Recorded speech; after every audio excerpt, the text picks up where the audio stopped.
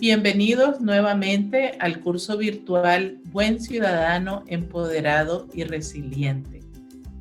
Si se recuerdan bien, en el video anterior hablamos acerca de la paz, la construcción de paz y la educación para la paz como elementos centrales para esa construcción de paz. En esta oportunidad vamos a conversar sobre la transformación de los conflictos. Y bueno, este es un tema que está inevitablemente vinculado con la construcción de paz, porque las situaciones que usualmente relacionamos como antagónicas a la paz son las situaciones de conflicto. Y usualmente también tenemos la tendencia a pensar que los conflictos son malos, que los conflictos hay que eliminarlos, que los conflictos se tienen que evitar de alguna manera. Pero hay situaciones de conflicto que no podemos evitar. Nos vemos involucradas en este tipo de situaciones sin que nosotros lo querramos, y una herramienta fundamental para la vida es aprender a lidiar con ese tipo de situaciones. Entonces, uno de los temas importantes tiene que ver con comenzar definiendo qué es un conflicto.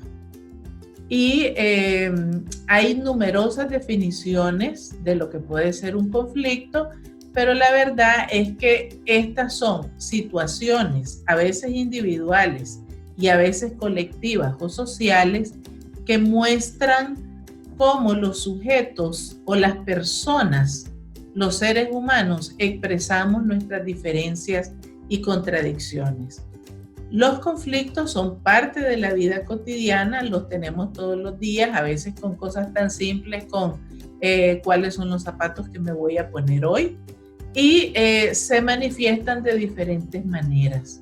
En algunos casos, los conflictos están asociados con la violencia, con la agresión, con las actitudes y los comportamientos defensivos, y en otras no necesariamente están relacionados con eso. La violencia y el conflicto no son necesariamente sinónimos. Puede ser que estemos en medio de un conflicto, pero no necesariamente eso se relacione con una situación de violencia o con una expresión de violencia. Sin embargo, toda forma de violencia esconde detrás un conflicto, y esto es uno de los elementos centrales de la definición del conflicto. Tenemos que diferenciarlos. Entonces, también es importante diferenciar entre un problema, un conflicto y la violencia. Para eso me gustaría entonces mostrarles un poco cómo es el proceso de escalamiento de un conflicto, cómo pasamos de tener un problema a tener un conflicto y luego hasta una situación de violencia. Problemas tenemos todos los días, problemas de diferente tipo, de diferente naturaleza, ¿verdad? Cuando se nos presenta una dificultad, pues esa la podemos entender como un problema. A veces cuando tenemos obstáculos para conseguir lo que queremos, eso lo podemos entender como un problema. Pero dependiendo de cómo abordamos ese problema, entonces podemos escalar hasta una situación de conflicto, hacia algo mucho más complejo, mucho más difícil, y del conflicto, dependiendo también de cómo lo abordemos, podemos pasar hasta una situación de violencia. que ya tiene otra connotación, que ya tiene otro tipo de expresiones. Vamos a usar un ejemplo que es bastante común. Entre mi patio y el patio de mi vecino hay un árbol. Ese árbol es un árbol de frutas, es un árbol de mango, vamos a suponer, ¿verdad? Es un árbol bien frondoso. Y sin embargo hay una disputa entre los vecinos, primero porque uno, aunque el árbol no está propiamente en su terreno, quiere la fruta del árbol. Y el otro, porque como el árbol sí está en su terreno, no quiere que el vecino toque las frutas de su árbol, ¿verdad? Eso, dependiendo de cómo lo abordemos, puede ser tanto un problema como un conflicto y puede incluso llevarnos hasta situaciones de violencia y bueno, eso es bastante frecuente en las comunidades y en los barrios de los lugares donde nosotros habitamos, ¿verdad? Seguramente muchos de nosotros nos hemos enfrentado a este tipo de situaciones en diferentes momentos.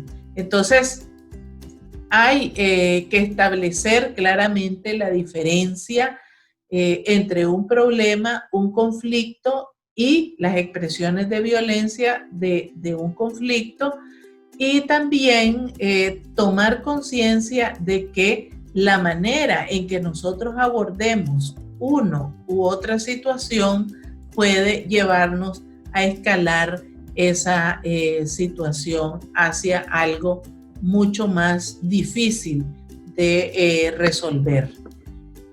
Hay algunos elementos que intervienen con este tipo de situaciones. Siempre los comportamientos y las actitudes están ahí presentes. De ellos hablamos cuando hablábamos de la construcción de paz y la importancia de la educación para la paz y de cambiar las actitudes y los comportamientos. Johan Galtung, un teórico de los conflictos, desarrolló una explicación sobre cómo se relacionan las actitudes y los comportamientos en estas situaciones de conflicto. Entonces, quisiera explicar en este momento qué tienen que ver una cosa con la otra. En el vértice del triángulo tenemos a los comportamientos como la expresión más visible de los conflictos. Generalmente esta expresión es de violencia física y de violencia verbal. En una manera un poco más en el interior, en el subconsciente de las personas están las actitudes, pero estas a veces se expresan a través de gestos como el odio, como la desconfianza, como la apatía, gestos como la discriminación, por ejemplo, la intolerancia, son actitudes que están allí presentes. Y las contradicciones se refieren a las circunstancias o las condiciones que exacerban este tipo de comportamientos y este tipo de actitudes. Son condiciones y circunstancias que producen bloqueo y frustración y que nos llevan a expresarlo de manera conflictiva. Estos son elementos importantes tenerlos a la mano porque nos permiten reconocer en qué momento podemos transformar ese tipo de situaciones. ¿Cuándo aparecen los conflictos? Los conflictos aparecen cuando las personas no logran conseguir sus objetivos o sus metas. cuando tienen una gran frustración porque no pueden alcanzar esos objetivos y entonces comienzan a expresar esa frustración a través de actitudes y de comportamientos agresivos. Otras situaciones en las que aparecen los conflictos es cuando las metas o los objetivos entre diferentes personas son incompatibles. Es decir, cuando son diferentes, son intereses diferentes, a veces se manifiestan como competencia y a veces también significan la exclusión de otras personas. Y otra situación que se puede presentar es que la agresión se puede reflejar en actitudes, como decía, de odio, de discriminación, mientras que los comportamientos se refieren a la violencia física y la violencia verbal. Una forma de expresión de las actitudes también tiene que ver con la violencia psicológica, porque es ese pequeño gesto que se está repitiendo constantemente, que repetimos a veces constantemente para hacer sentir mal a una persona. Muchas veces no somos conscientes de eso hasta que nos detenemos a revisar exactamente qué es lo que estamos haciendo y cómo es que nos incomoda esa otra persona. Los conflictos, como decía, están presentes en la vida cotidiana de las personas. Siempre están allí. No los podemos evitar. Y hay algo que nos viene de los estudios de paz y que nos dice que los conflictos pueden ser transformados, que hay diferentes maneras de abordar un conflicto dependiendo del tipo de conflicto y dependiendo de la situación en la que nos encontramos y dependiendo también de lo que nosotros queremos hacer en relación con el conflicto. Entonces hay al menos 3 formas distintas de abordar un conflicto.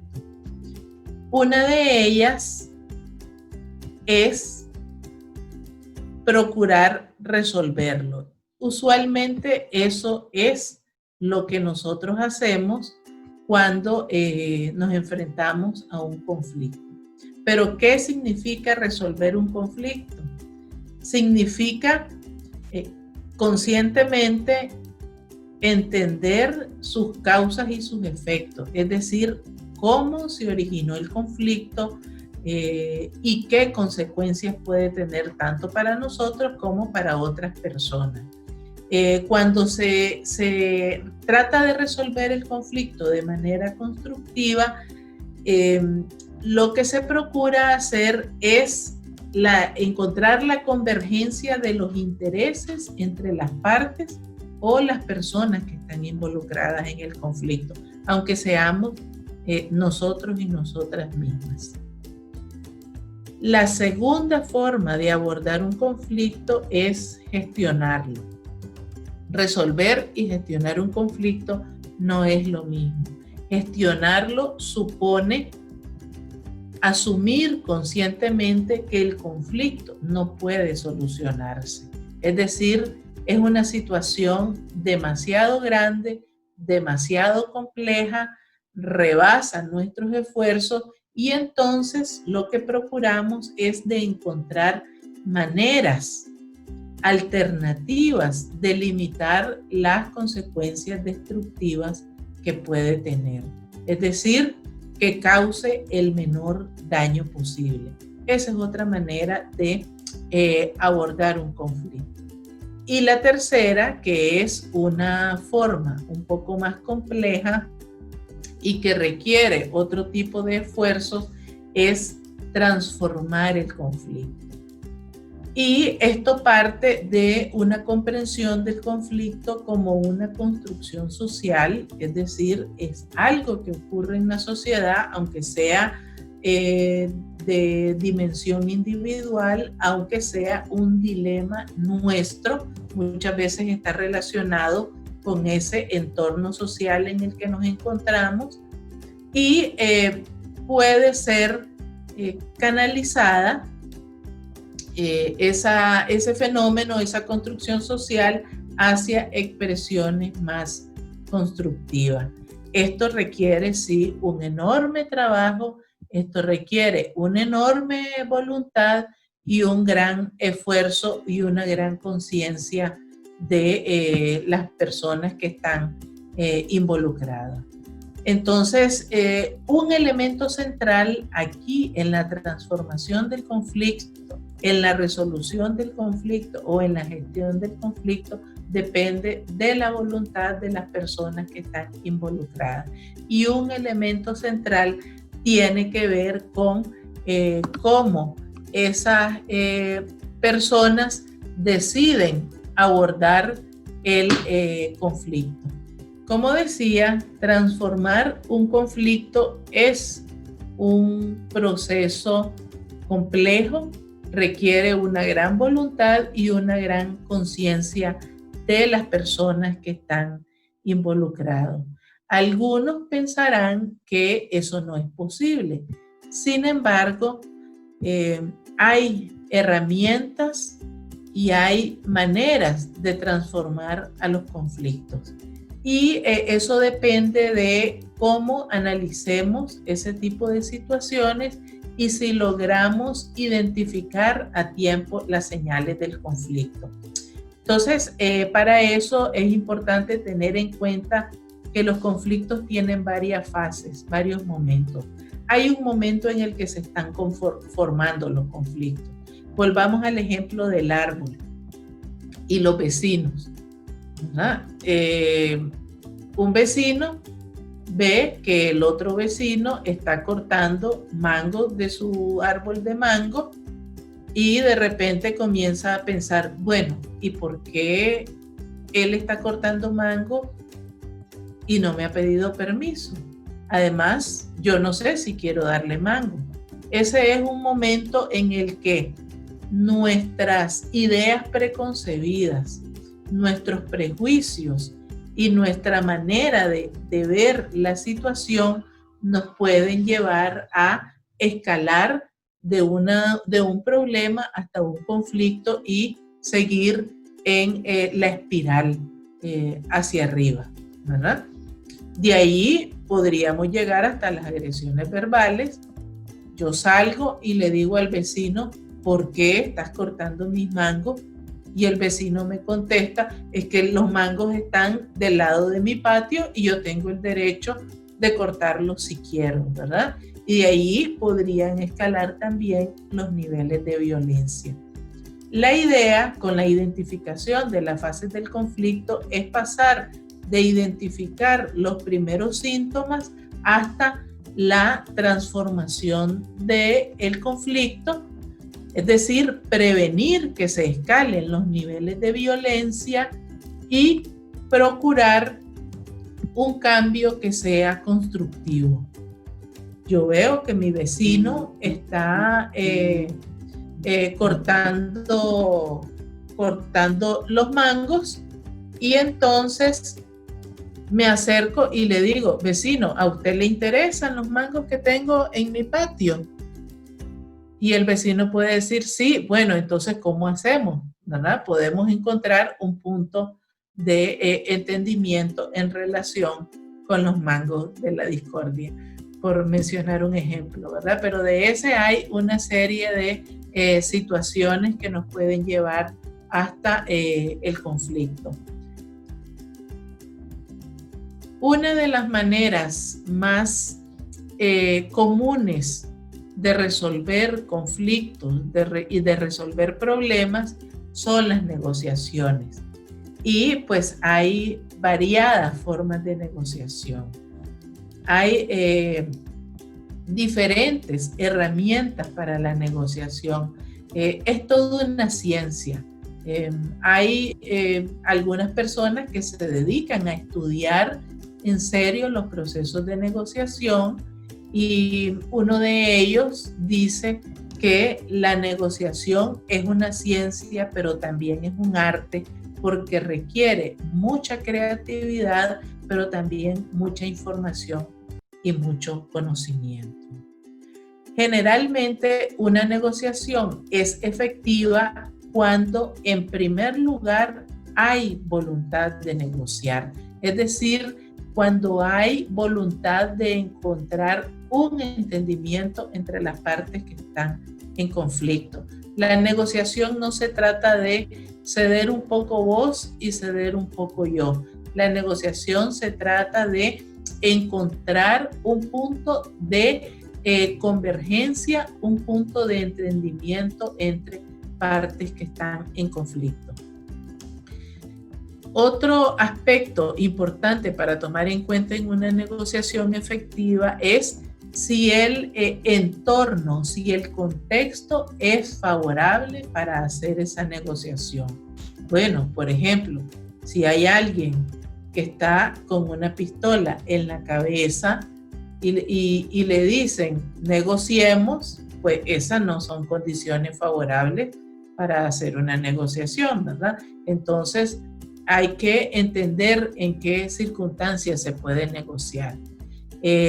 También que no hayan amenazas ni intimidaciones de por medio, ¿verdad? Bueno, sentémonos a negociar las diferentes partes en un ambiente, digamos, distendido y en un ambiente tratando de guardar la amabilidad y la moderación.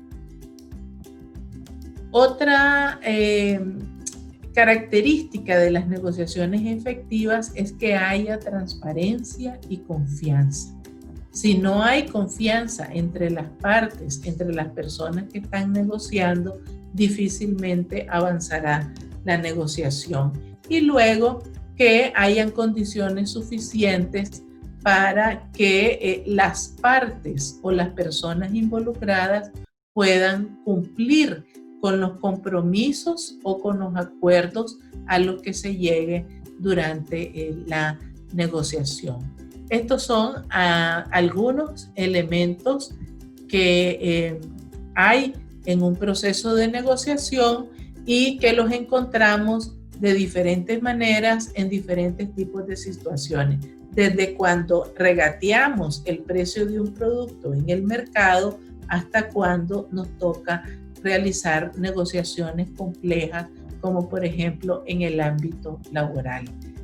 Con esto quisiera cerrar la conversación sobre este tema de la transformación de los conflictos y agradecerles que nos estén acompañando, recordarles siempre que tienen a la orden en las carpetas relativas a este módulo materiales que se refieren a 3 lecturas, 3 videos complementarios a este video y 3 presentaciones en PowerPoint.